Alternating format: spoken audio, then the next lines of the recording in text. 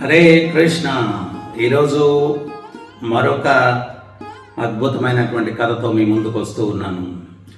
మనందరికీ కూడా అర్థం కానటువంటి సత్యం ఏంటి అంటే, జీవితంలో సుఖ దుఃఖాలు అన్నటువంటివి ఎందుకు వస్తాయి ఎవరికి అర్థం కాదు. ఒక్కోసారి చాలా దుఃఖాలు వచ్చినప్పుడు తట్టుకోలేక మనందరం కూడా ఏంటి అంటే సాధువుల దగ్గరికి వెళ్తాం, గురువుల దగ్గరికి వెళ్తాం.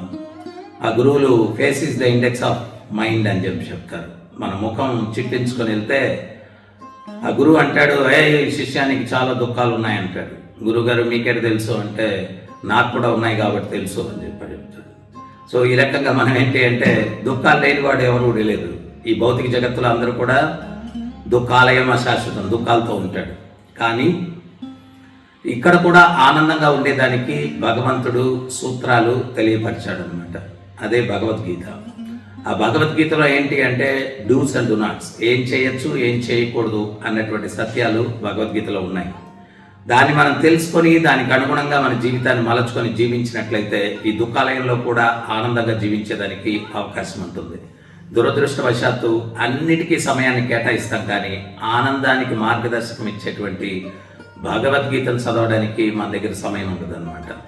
సో ఈ సుఖ దుఃఖాలకు కారణం ఏంటి అంటే, ఏ రకంగా మనం సెల్ ఫోన్లో సిమ్ వేస్తే దాంట్లో ఎంత వాడాము అనేటువంటిది మనకు బిల్లు వస్తుంది. అదే రకంగా అందరి హృదయాల్లో కూడా పరమాత్మ సిమ్ కూర్చొని ఉన్నాడు అనమాట.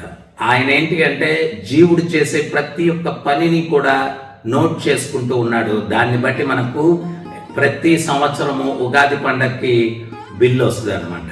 బిల్లు ఏంటి అంటే, ఈ నక్షత్రం వాడు ఈ రకమైనటువంటి ఆనందాన్ని పొందుతాడు, గౌరవం ఎంత పొందుతాడు, అవమానం ఎంత పొందుతాడు, ఆర్థిక పరిస్థితి ఎట్లుంటుంది, లేకపోతే కష్టాలు ఎట్లుంటాయి, ఇవన్నీ కూడా పంచాంగ శ్రవణం మనం చేస్తాం అనమాట. ఇదంతా కూడా ఇయరంతా ఆడిట్ జరిగి మనకు బ్యాలెన్స్ షీట్ వస్తుంది అనమాట, కర్మ బ్యాలెన్స్ షీట్ అనమాట.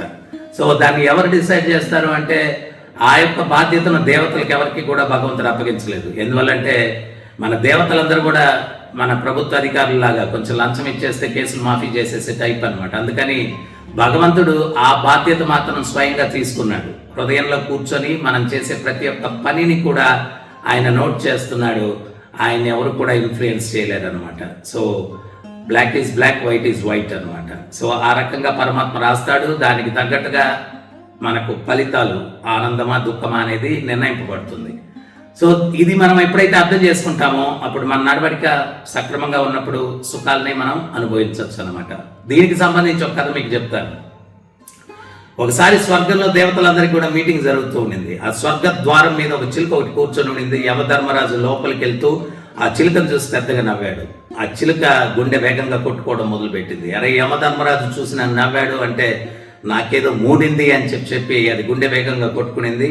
కొంత సమయం తర్వాత విష్ణుమూర్తి గరుడ వాహనంలో ఆ యొక్క మీటింగ్కి వచ్చాడు. విష్ణుమూర్తి గారు లోపలికి వెళ్ళిన తర్వాత గరుత్మంతుల వారు బయట వేచి ఉన్నారు. గరుత్మంతుల వారి దగ్గరికి ఆ చిలుక వెళ్ళింది. పక్షులకు రాజు మీరు, నాకు సహాయం చేయండి అని అడిగింది. మీకు కలిగిన కష్టం ఏంటి అని చెప్పి గరుత్మంతుల వారు అడిగారు.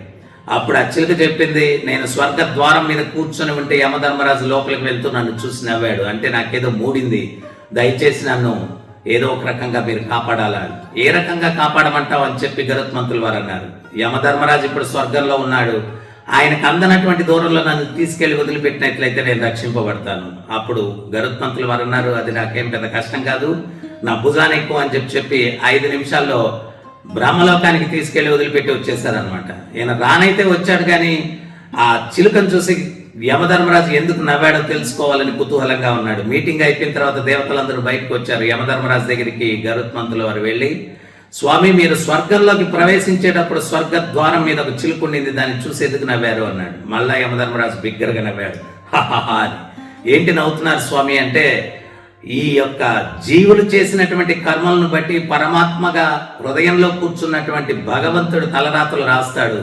ఒక్కోసారి అవి ఎట్లా జరుగుతాయని నాకే ఆశ్చర్యంగా ఉంటుంది.